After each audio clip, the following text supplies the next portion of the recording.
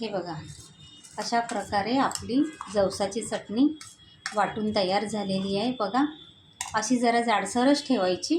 आता आपण एका प्लेटमध्ये काढून घेऊया. आता ही सर्व आपण अशी मिक्स करून घेऊया. नमस्कार मंडळी, मी प्रमिला तेलंग, प्रमिलाज वर्ल्ड या माझ्या यूट्यूब चॅनलवर मी तुमचे सर्वांचे खूप खूप मनापासून स्वागत करीत आहे. पाहू शकता तुम्ही इथे अगदी बहुगुणी आयुर्वेदिक अशी आपली जवसाची चटणी तयार केलेली आहे.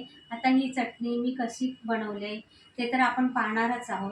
त्याआधी चॅनलवर नवीन असेल त्यांनी चॅनलला सबस्क्राईब करायला विसरू नका.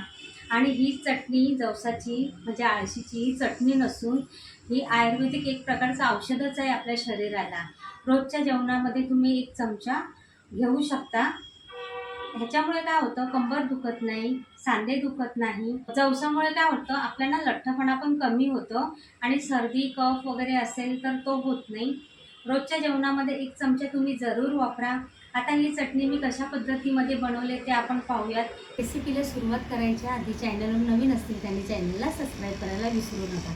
चला आता वेळ न घालवता आपण रेसिपीला सुरुवात करूया. ही बघा, ही ना आळशी आहे, याला जवस पण म्हणतात. ही आळशी आहे ना खूप गुणकारी आहे. सर्दी कफावर रामबाण उपाय आहे. आपले सांधे दुखत असतील, गुडघे दुखत असतील तर त्यासाठी सुद्धा खूप गुणकारी अशी ही आळशी आहे. तर आपण ना आळशीची चटणी बनवणार आहोत.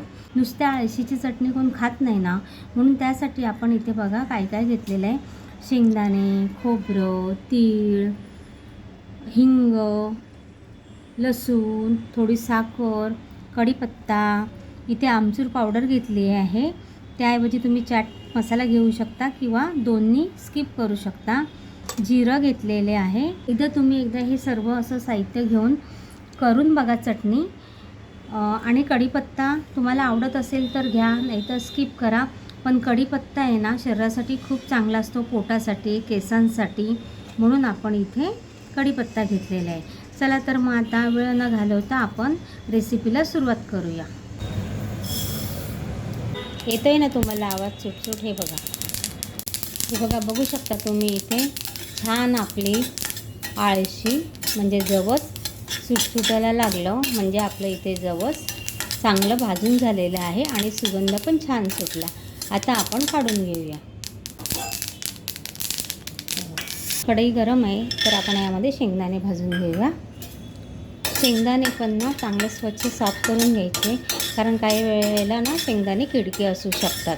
म्हणजे कसं किडके असते तर मग आपली चटणी पण खराब होऊ शकते ना, म्हणून शेंगदाणे चांगले पहिले स्वच्छ साफ करून घ्यायचे. शेंगदाणे पण छान असं मंद आचेवर आपण भाजून घ्यायचे. चांगलं त्याचा खमंग असा सुवास सुटेपर्यंत भाजायचे. आणि ज्या वेळेला ते असे सुटायला लागले ना तर समजायचं की इथे आपले शेंगदाणे छान खरपूस असे भाजले गेलेले आहेत. हे बघा, आवाज येतो आहे ना, छान असे खरपूस असे आपले शेंगदाणे भाजले गेले आहेत. आपण सालं नाही काढायचे आहेत, आपल्याला सालासकटच वाटून घ्यायचं आहे. ते आपण पहिले तीळ भाजून घेऊया. तुम्ही ना ही चटणी एकदम छान लागते. त्याच्यामध्ये तुम्ही तीळ घाला, शेंगदाणे घाला, खोबरं घाला, एकदम छान लागते चटणी. तीळ बघा छान असे उडायला लागले. इथे आपले तीळ झालेले आहेत, कारण कढई गरम होती ना त्याच्यामुळे तीळ बघा इथे उडायला लागले. काढून घेते. कढई तापलेली होती ना त्याच्यामुळे तीळ व्हायला वेळ नाही लागला. आता कढई तर तापलेले आहेत, खोबरं भाजायला पण वेळ लागत नाही. खोबरं पण पटकन भाजून होतं, म्हणून असं सारखं त्याला ना परतत राहायचं, म्हणजे लवकर, नाही तर खोबरं पण आपलं जळू शकतं. असं सारखं भाजून घ्यायचं खोबरं. सुकं खोबरं घेतलं इथे मी, अर्धी वाटीपेक्षा पण कमी घेतलं आहे. कढई गरम असल्यामुळे कसं बघा लगेच ते झालं पण. हे बघा, अगदी किंचित थोडंसं ना मी इथे तेल घेते. आणि इथे मी लसूण ना चांगला एक मोठा गाठा लसणाचा मी इथे घेतलेला. लसूण आपल्याला तेलामध्ये छान असा ना परतून घ्यायचा आहे, त्याचा कच्चेपणा जाईपर्यंत. म्हणजे लसणाला छान असे डॉट डॉट येईपर्यंत आपल्याला ना लसूण असा भाजून घ्यायचा आहे. तो नरम पडतो लसूण आणि पटकन वाटला जातो. इथे जिरं घेतलेलं आहे 1 चमचा. ते जिरं पण आपण लसणाबरोबर छान असं भाजून घेऊया. ना कढीपत्त्याची पानं टाकायची आहेत. हे बघा, कढीपत्त्याची पानं चांगली स्वच्छ धुवून घेतलेली आहेत मी आणि चांगली कपड्यांनी पुसून घेतलेली आहेत. त्याला अजिबात पाणी नाही लागलेलं आहे. त्यामुळे आता कढीपत्त्याची पानं पण छान अशी आपण भाजून घेऊया. हे बघा, चांगली कुरकुरीत होईपर्यंत कढीपत्त्याची पानं भाजून घ्यायची आहेत आपल्याला. कढीपत्त्यामध्ये भरपूर असे औषधी गुणधर्म आहेत ना, म्हणून इथे आपण कढीपत्ता घेतलेला आहे. अशी साधी जवसाची चटणी केली तर मुलं वगैरे खात नाही ना. असं छान त्यामध्ये शेंगदाणे खोबरं वगैरे सगळं घालून केलं ना की ती चटणी एकदम चवदार आणि रुचकर लागते. तुम्ही नक्की एकदा ही रेसिपी ट्राय करा आणि तुम्हाला जर ही रेसिपी आवडली ना तर नक्की कमेंट करा. ही बघा, इथे छान असं खरपूस आपला लसूण पण तळल्या गेलेला आहे, म्हणजे भाजल्या गेलेला आहे, कढीपत्ता पण आणि जिरं पण. आता आपण हे जे भाजलेला जिन्नस आहे ना, इथे मी गॅस बंद केलेला आहे. आता हे सर्व आपण यामध्ये ओतूया आणि हे परतून घ्यायचं, सगळं मिक्स करून घ्यायचं. आणि आता हे सर्व आपण परातीत काढून घेऊया आणि थंड झाल्यानंतर वाटून घेऊया. मिक्स झालेला आहे आणि सुगंध तर एवढा दरवळतो आहे ना घरामध्ये. जवस, शेंगदाणे, खोबरं याचा सर्व असं ना, बघा ना, एवढा घरामध्ये सुगंध सुटला आहे ना. तुम्हाला पण बघूनच खावंसं वाटतं आहे ना. मला तर असं झालं आहे कधीही चटणी वाटते आणि कधी खाते. प्रांजल म्हणतो, मावशी काय गं, कसला एवढा सुगंध सुटला आहे, किती छान असं. म्हटलं अरे चटणी करते. सांगतो हो, त्याला वरण भाताबरोबर ना अशा चटण्या खायला खूप आवडतात, म्हणून मी नेहमी करून ठेवत असते. ही चटणी महिना दीड महिना सहज टिकून राहते. छान अशी पॅकबंद डब्यामध्ये ठेवायची, लागेल तेव्हा खायची.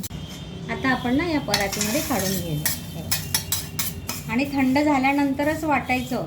आणि ज्या वेळेला आपण वाटू ना त्यावेळेला मिक्सरचं भांडं अगदी छान कोरडं करा आणि ज्या बरणीमध्ये तुम्ही चटणी भरून ठेवाल ती बरणीसुद्धा स्वच्छ धुवून पुसून अगदी कोरडी करायची आणि मग त्यामध्ये चटणी भरून ठेवायची. हे बघा, इथे ना सर्व हे आपलं आता मिश्रण थंड झालेलं आहे. तर याच्यामध्ये आपण ना चाट मसाला टाकतो आहे आणि इथे हिंग आहे पाव चमचा. थोडेसे ना हे हिंगाचे खडे आहेत, बघू शकता ते इथे टाकलेलं आहे हिंग. साखर 1 चमचा. इथे मी अर्धा चमचा मीठ घेतलं आहे. आता तुमचं प्रमाण किती आहे म्हणजे शेंगदाण्याचं जवसाचं त्या अंदाजाने तुम्ही इथे घ्या. चटणी असते ना घरगुती चटणी लाल मिरचीची, किंवा तुम्ही त्याऐवजी लाल मिरच्या पण घेऊ शकता. तर इथे मी 1 चमचा घेणार आहे. हा अर्धा चमचा, आणखी अर्धा चमचा. आता तुम्ही तिखट किती खाता त्या अंदाजाने तुम्ही इथे लाल तिखट कमी जास्त करू शकता. आता आपण हे सर्व मिक्स करून घेऊया. आता हे सर्व असं मिक्स करून घ्यायचं. तर आता आपण हे ना मिक्सरचं एक छोटं भांडं आहे, धुवून स्वच्छ केलेलं आहे, कोरडं एकदम. एक काळजी घ्यायची, ओला हात ना अजिबात लागता कामा नाही. तर आपण पहिले अर्धं वाटून घेऊया. मिक्सरचं भांडं एकदम कोरडं घ्यायचं, पाण्याचा हात अजिबात लागता कामा नाही. ही बघा, इथे अशा प्रकारे ना आपण चटणी वाटून घेतलेली आहे. हे बघा, अशी जाडसरच ठेवायची, जरा एकदम बारीक नाही वाटायची. आता आपण एका प्लेटमध्ये काढून घेऊया. आता आपण हे उरलेलं सुद्धा वाटून घेऊया. अशा प्रकारे आपली इथे जवसाची चटणी तयार आहे. हे सर्व मिक्स करून घ्यायचं. एकदम आयुर्वेदिक अशी ही चटणी आहे, बहुगुणी आहे. कंबरदुखी, सांधेदुखी, त्यांना कफाचा त्रास असेल तर कफ कमी होतो, सर्दी कमी होते.